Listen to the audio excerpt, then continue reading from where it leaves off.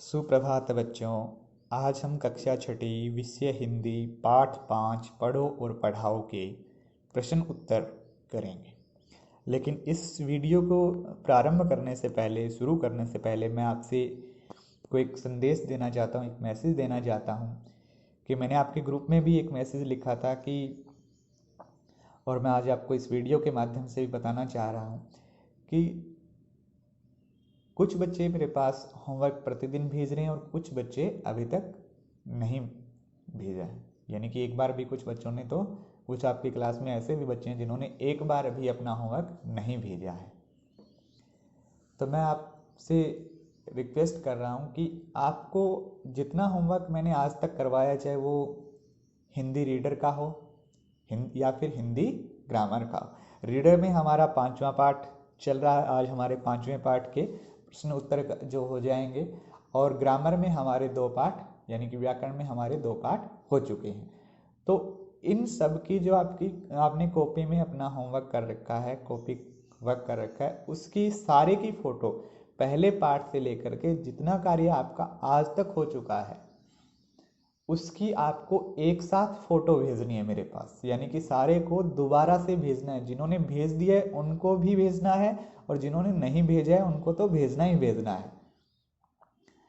ये इसलिए करवाया जा रहा है कि आपका हमें रिकॉर्ड बनाना है, तो उस रिकॉर्ड में आपका फोल्डर बनाया जाएगा। उस फोल्डर में आपका जो भी होमवर्क आप भेज रहे हो वो आपका वहाँ उसमें यानी कि कंप्यूटर में सेव कर दिया जाएगा, ताकि आपको भविष्य में होमवर्क से संबंधित कोई दिक्कत ना आए, कोई भी समस्या ना आए।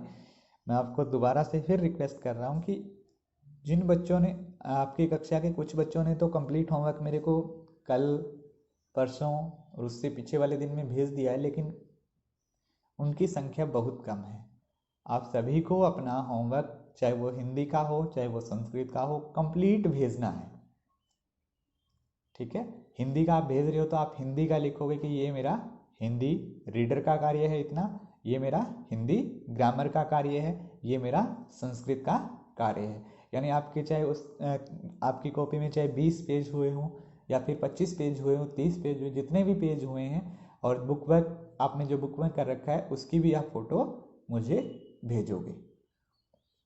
तो हम आज इस पाठ के अभ्यास के प्रश्न उत्तर करते हैं कुछ शब्दों में। यानी कि सबसे पहले छोटे जो उत्तर देने हैं वो है, सुशीला ने आकांक्षा को क्या नहीं बताया था। यानी कि जो सुशीला थी उन्होंने अपनी पोती जो आकांक्षा थी उसे क्या नहीं बताया था। सुशीला ने आकांक्षा को नहीं बताया कि वह स्वतंत्रता सेनानी थी। सुशीला ने अपनी पोती को ये बात कभी नहीं बताई कि वो स्वतंत्रता सेनानी थी। गायत्री के बेटे को तरक्की क्यों मिली थी। गायत्री जो थी उसके बेटे को तरक्की मिली थी, यानी कि उसका प्रमोशन हुआ था। वो प्रमोशन क्यों हुआ था। गायत्री के बेटे को ईमानदारी के लिए तरक्की मिली थी, यानी कि गायत्री का जो बेटा था वो ईमानदारी से अपना कार्य करता था। ठीक है, तो उसका ये फलस्वरूप उसे तरक्की मिली थी, यानी उसका प्रमोशन हुआ किसकी बदौलत, ईमानदारी की बदौलत। गायत्री के बेटे को ईमानदारी के लिए तरक्की मिली थी। गायत्री बेटी के डॉक्टर बनने से क्यों खुश थी। गायत्री जो थी वो बेटी के डॉक्टर बनने से क्यों खुश थी, क्योंकि गायत्री को पढ़ने लिखने का अवसर नहीं मिला था।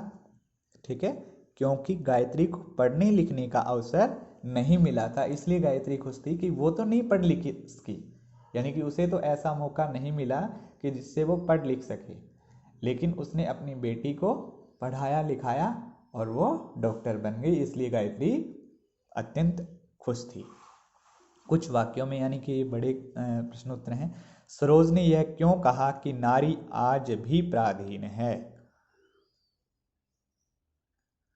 सरोज ने यह क्यों कहा कि नारी आज भी पराधीन। पराधीन का मतलब दूसरों के अधीन है, गुलाम है। ठीक है, ये विचार सरोज के थे। ठीक है, तो सरोज को दहेज न लाने के कारण सबका विरोध व यातना सहनी पड़ी। सरोज क्या थी, वो एक गरीब परिवार से थी, तो वो अपने ससुराल जब गई तो अपने साथ वो दहेज नहीं लेकर गई, उसके कारण उसे अपने ससुराल के जो लोग थे उनका विरोध सहना पड़ा और यातना सहनी, यातना का मतलब कष्ट सहने पड़े। वह हमेशा दूसरों की इच्छा से चलती रही। ठीक है, यानी वह हमेशा अपने ससुराल जनों की इच्छा से ही कार्य करती रही। उसे समाज में अपनी जैसी हजारों महिलाएं दिखाई दे रही थी। ठीक है, उसे लग रहा था कि समाज में हजारों महिलाएं आज भी उसकी जैसी स्थिति में जी रही है, इसलिए उसने नारी को आज भी पराधीन बताया है। ठीक है, यानी कि दूसरों के अधीन बताया है। बच्चों को सुशीला के स्वतंत्रता सेनानी होने पर आश्चर्य क्यों हो रहा था? जो बच्चे थे उनको सुशीला के स्वतंत्रता सेनानी होने पर आश्चर्य हो रहा था, अचंभा हो रहा था, हैरानी हो रही थी। वो क्यों हो रही थी?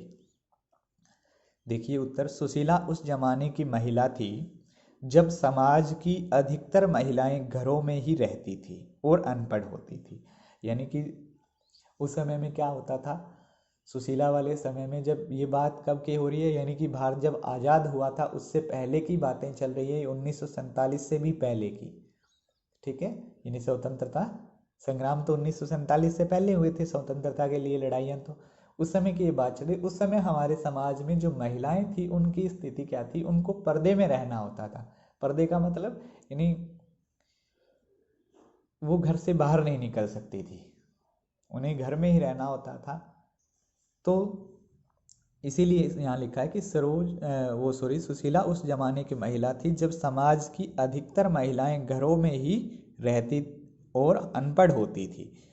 बच्चों को आश्चर्य हुआ कि कैसे उनकी दादी उस जमाने में समय निकालकर स्वतंत्रता संग्राम की गतिविधियों में हिस्सा लेती होंगी। फिर भी इस बात को सुनकर के कि उस समय इतनी बंदिशें थी महिलाओं पे और वो घरों में रहती थी, फिर भी उनकी दादी जो थी सुशीला, वो किस प्रकार अपने घर से निकली होंगी और निकल करके जो स्वतंत्रता संग्राम की सभाएं होती थी और जो संग्राम होते थे, जो आंदोलन होते थे, उनमें वो किस तरह से हिस्सा लेती होंगी। ये बातें सोच करके बच्चों को आश्चर्य हो रहा था कि देखो जो दादी माँ है वो किस प्रकार घर से निकली होंगी, उन्होंने क्या क्या किया होगा उस समय में।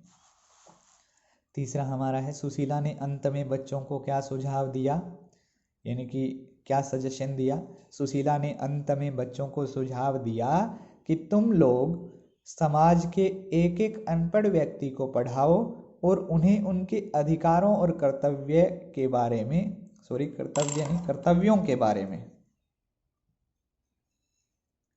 कर्तव्यों के बारे में बताओ। ठीक है, यानी कि समाज में आज जो अनेक प्रकार की बुराइयां फैली हुई है, चाहे वो भ्रष्टाचार हो, चाहे वो गरीबी हो, इस तरह की जो समाज को खोखला करने वाली अनेक जो बुराइयां हैं उनको दूर करने के लिए हमें क्या करना होगा कि आपको पढ़ना है और आपको पढ़ कर के एक एक जो व्यक्ति अनपढ़ है उसको पढ़ाना है, उसे उसके अधिकारों और कर्तव्यों का बारे में ज्ञान करवाना है, जिससे वो अपने अधिकारों और कर्तव्यों को जान सके। तो इससे क्या होगा, समाज में ये जो बुराइयां फैली हुई है इनका धीरे धीरे अंत हो जाएगा। ठीक है, तो सुशीला ने अंत में बच्चों को सुझाव दिया कि तुम लोग समाज के एक एक अनपढ़ व्यक्ति को पढ़ाओ और उन्हें उनके अधिकारों और कर्तव्यों के बारे में बताओ। तो इस प्रकार आज हमने इस पाठ के प्रश्न उत्तर किए हैं। आपको ये अपनी फेयर कॉपी में करने हैं। इसी के साथ आप सभी का धन्यवाद।